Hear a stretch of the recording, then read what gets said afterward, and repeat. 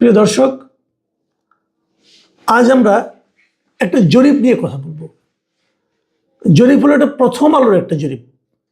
প্রথম আলো বাংলাদেশে কিন্তু একটা গুরুত্বপূর্ণ পত্রিকা এবং বাংলাদেশের সরকার পরিবর্তন, সরকার গঠন, এই সমস্ত অনেক ক্ষেত্রেই প্রথম আলো কিন্তু দুর্দান্ত রকম কিছু ভূমিকা রাখে। আপনারা মনে করতে পারবেন, আগে সরকারের প্রধানমন্ত্রী শেখ হাসিনা অনেকটা প্রকাশ্যেই প্রথম আলোর সঙ্গে যুদ্ধ ঘোষণা করেছিলেন। সেই যুদ্ধে প্রথম আলো পরাজয় হয়নি। কার পরাজয় হয়েছে সেটা আপনারা জানেন। আবার নতুন যে সরকার হয়েছে, এই সরকারও কিন্তু আমরা শুরুর দিক থেকে দেখেছি যে প্রথম আলোর এক ধরনের আশীর্বাদ এই সরকারের প্রতি আছে। তারা সরকারকে নানাভাবে সমর্থন করে এবং যারা প্রথম আলোতে নিয়মিত কলাম লিখতেন, প্রথম আলোর ঘরানার সঙ্গে যারা জড়িত, এরকম কমপক্ষে ৩-৪ জন উপদেষ্টা এখানে আছেন। তারা প্রথম আলোতে কলাম লিখতেন, এখন তারা এখানে উপদেষ্টা হিসেবে আছেন, অথবা প্রথম আলোর ঘরানা হিসেবে তারা পরিচিত ছিলেন, তারা উপদেষ্টা আছেন। কাজেই প্রথম আলো অনেক সময় কিং মেকারের ভূমিকা বাংলাদেশে কাজ করে। বিগত 1-11 সরকারের সময় তাদের গুরুত্বপূর্ণ ভূমিকা কিন্তু আমরা দেখেছি। সেই প্রথম আলো যখন একটা জরিপ করে, তখন সেই জরিপকে কিন্তু গুরুত্ব দিতেই হয়। এবার তারা যে জরিপটা করেছে, সেই জরিপে তারা নিজেরা করেনি, একটা বেসরকারি গবেষণা প্রতিষ্ঠান কিমেকার্স কনসাল্টিং লিমিটেড এদের সাহায্য নিয়ে করেছে। ওরা করেছে প্রথম আলোর জন্য। কাজেই এটা প্রথম আলোরই বলে আমি বিবেচনা করতে পারি। এবং সেই জরিপটার পরে প্রথম আলো এই জরিপটার যে ফলাফল, যে ফাইন্ডিংসগুলো, সেগুলো খুব গুরুত্ব সহকারে তাদের পত্রিকায় প্রকাশ করেছে, তাদের অনলাইনে আমি দেখলাম। তো এই জরিপে কী ছিল, এই জরিপটা কাদের মধ্যে করা হয়েছে, কিভাবে করা হয়েছে, সেটা আমি পরে আলোচনা করছি। তার আগে আমি জরিপের ওই যে ফাইন্ডিংসগুলো, সেগুলো নিয়ে একটু কথা বলি। যেমন ধরুন, কতগুলি পয়েন্ট তারা আমি আপনাদের একটা ছক দেখাচ্ছি, দেখেন তাদেরই পত্রিকা থেকে নিয়েছি। সেখানে তারা কতগুলি জিনিস দেখিয়েছে যে কী কী ক্ষেত্রে সরকার ব্যর্থ, কোন কোন ক্ষেত্রে সফল, এবং কোন কোন ক্ষেত্রে সফল নাকি ব্যর্থ, এটা জরিপে যারা নাকি মতামত দিয়েছে তারা কনফার্ম না, বলতে পারছে না। এখানে দেখুন, মত প্রকাশের স্বাধীনতাকে নিশ্চিত করতে পেরেছে, এটা বলেছে 31.7%, এরা বলছে এটা ব্যর্থ হয়েছে। এবং 65.9% বলেছে যে তারা সফল হয়েছে। ধর্মীয় শান্তি ও সম্প্রীতি বজায় রাখার ক্ষেত্রে 34.6% বলেছে তারা ব্যর্থ হয়েছে, এবং 63% লোক বলেছে তারা সফল হয়েছে সরকার, এবং 2.4% তারা কনফার্ম না, নিশ্চিত না।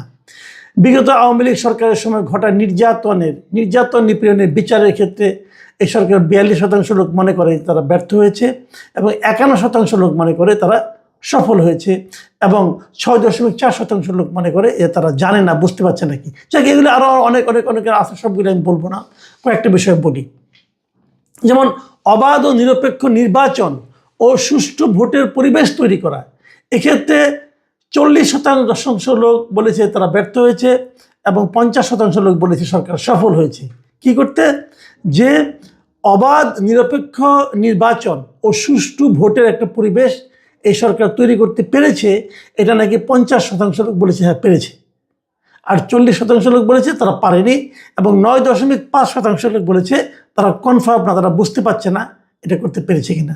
দ্রব্যমূল্য নিয়ন্ত্রণ নিয়ে প্রায় 59.5% লোক বলছে সরকার ব্যর্থ হয়েছে, এবং 40.1% লোক বলেছে যে সরকার সফল হয়েছে।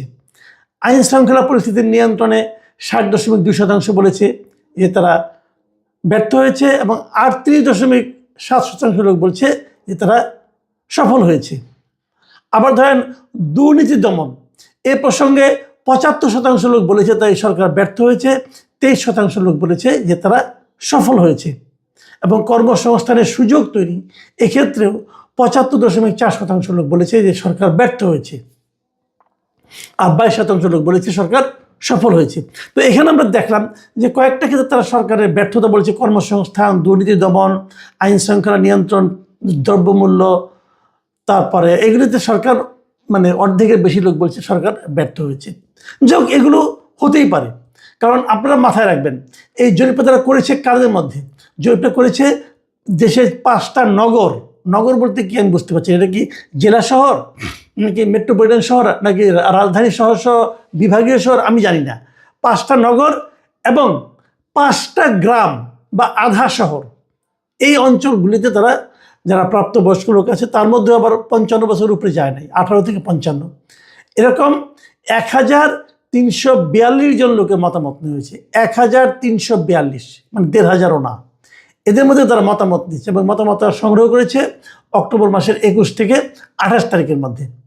এবং যারা জরিপ করেছে তারা বলেছে যে এটা একটা মতামত জরিপ, জরিপের এটা দেশের প্রতিনিধিত্বমূলক জরিপ তারা দাবি করছে আর কি। এবং তারা এটাও বলেছে যে জরিপের নমুনা এমন মানুষদেরই তুলে ধরেছে যারা অনলাইন বা ছাপা পত্রিকা পড়তে পারেন এবং আগামী নির্বাচনে ভোট দেওয়ার সম্ভাবনা রয়েছে। মানে 3টা ক্রাইটেরিয়া তারা পত্রিকা পড়েন, মানে অনলাইনে পড়ুক আর এমনি পড়ুক। অনলাইনেও কিছু লোক পড়ে, আবার কিছু লোক পড়ে না, আপনার পত্রিকা কিনে পড়ে। আবার যারা আগামীতে ভোট দিতে পারেন, যেহেতু প্রথম আলো একটা পত্রিকা, তারা এই ধরনের লোকই চাইবে, এটা খুব স্বাভাবিক। তারা এই ধরনের লোকজনদেরকে ইন্টারভিউটা নিয়েছে, মানে একদম প্রান্তিক পর্যায়ে যারা নাকি প্রান্তিক লোকজন তো আর পত্রিকা পড়ে না, তাই না? তো তাদের মতামত কতটুকু নিয়েছে আমি জানি না, বলতে পারবো না। এবং জরিপের ফলাফলের নির্ভরযোগ্যতা, মানে কনফিডেন্স লেভেল, সেটা হলো 99%। মানে যা ওনারা পেয়েছেন সেটা একদম নির্ভর করা যায়, তারা দাবি করছেন। এখন এগুলো আমি মানে যেগুলো বললাম আমি, এগুলি ভালো, এগুলি নিয়ে আপনারা আলোচনা করতেই পারেন। সরকার ভালো মন্দ কী করলো না, এটা নিয়ে তো আমরা কথা অবশ্যই বলতে পারি। কিন্তু আমার পাশাপাশি আবার আরেকটা কথা কিন্তু আছে। সে কথাটা হলো, আমার কতগুলো প্রশ্ন জেগেছে, আমি ঠিক বুঝতে পারছি না এই প্রশ্নগুলো প্রথম আলো কীভাবে এটাকে জবাব দেবে। যেমন ধরুন, এখানে এক জায়গায় বলেছে যে অন্তর্বর্তী সরকার যেভাবে দেশ চালাচ্ছে তাতে আপনি কতটা সন্তুষ্ট। ভাবুন, এখানে কিছুটা সন্তুষ্ট হয়েছে 49.3%, অত্যন্ত সন্তুষ্ট হয়েছে 5.2%, মানে 5 আর 49 যোগ করলে হচ্ছে আপনার এখানে 54.5%। মানে অর্ধেকেরও অনেক বেশি লোক বলতেছে তারা হয় অত্যন্ত সন্তুষ্ট অথবা কিছুটা সন্তুষ্ট। আর অসন্তুষ্ট কতটুকু? অসন্তুষ্ট হলো, কিছুটা অসন্তুষ্ট হলো 18.9%, আর অত্যন্ত অসন্তুষ্ট হলো 3.6%। এই দুটো যোগ করলে হয় প্রায় 21-22% মতো। আর অসন্তুষ্ট না সন্তুষ্ট না তার কোনো কিছু বলার নাই, এরকম লোকের সংখ্যা হলো 23.1%। তো এখানে আমার একটা খুব গুরুত্বপূর্ণ প্রশ্ন, এই প্রশ্নটা করে আমি আলোচনা শেষ করবো। আরও আরেকটা পয়েন্ট আলোচনা করতে পারি, তবে দেখি যে সময় হয় বলবো। আমার প্রশ্ন হলো, ভাই, এই দেশের সাধারণ মানুষের মধ্যে আমরা সবাই জানি আওয়ামী লীগের কিন্তু কিছু নির্দিষ্ট কিছু ভোট আছে। সেই ভোটটা কত সবাই জানে। আওয়ামী লীগের ভোট একটা সংখ্যা আছে, সেটা 30-এর উপরে।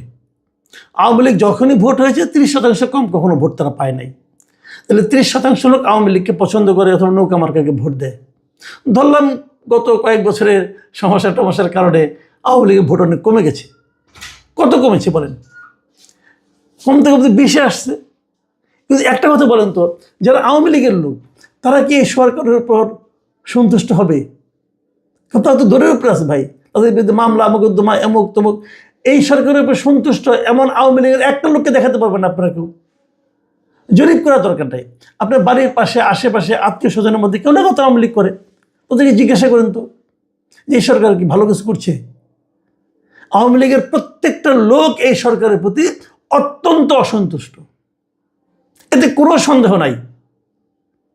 মানে কিছুটা অসন্তুষ্ট, অনেকটা সন্তুষ্ট, কিছুটা অসন্তুষ্ট, কিছুটা সন্তুষ্ট, এটা তো হতে পারে না ভাই। আওয়ামী লীগের লোকজন এই সরকারের উপরে প্রচণ্ডভাবে অসন্তুষ্ট। এটা কিন্তু বলার জন্য কোনো মানে বিশেষ গবেষণার দরকার পড়ে না। তাদের সংখ্যা আপনি বলছেন 3.6%। এটা কেমনে হয় ভাই? আবার একটু বুঝান, আমি বুঝি না ভাই, আমি বুঝি না। আমি এই ঘটনা এই দেখার পরে আমি 2জন লোককে ফোন টোন করছি, আওয়ামী লীগের লোক যারা আওয়ামী লীগের লিডার ওদেরকে বলছি, আপনারা কি কিছুটা সন্তুষ্ট? ওই কিসের পর যে চরম অসন্তুষ্ট তারা। কারণ এখন বলেন, হতে পারে এই সরকার ভালোই করছে, আমি অস্বীকার করি না, হতে পারে আওয়ামী লীগ খুব খারাপ, তাও আমি মানলাম। কিন্তু ওই যে আওয়ামী লীগ খারাপ হয়, সেই খারাপটা এই সরকার করতে দিচ্ছে না। কিন্তু ওই লোকটার মনের ভাবটা কি? ওই লোকটা খারাপ কাজ করতে না পারার কারণে, যার কারণে করতে পারছে না, তার উপরে অসন্তুষ্ট হবে না? হবে তো। তাহলে চরম অসন্তুষ্ট 3.6% কি করে হয়? তাহলে এটা দুটো কারণ হতে পারে। একটা কারণ হতে পারে আপনারা জরিপ করার সময় আওয়ামী লীগের লোকদের কাছে যান নাই, বড় জোর 3.6% লোকের কাছে আপনি গিয়েছেন, বাকিদের কাছে যান নাই। সিম্পল কথা, যাদের কাছে গেছেন তারাই চরম অসন্তুষ্ট হয়েছে। অথবা আরেকটা হতে পারে যে আপনাদের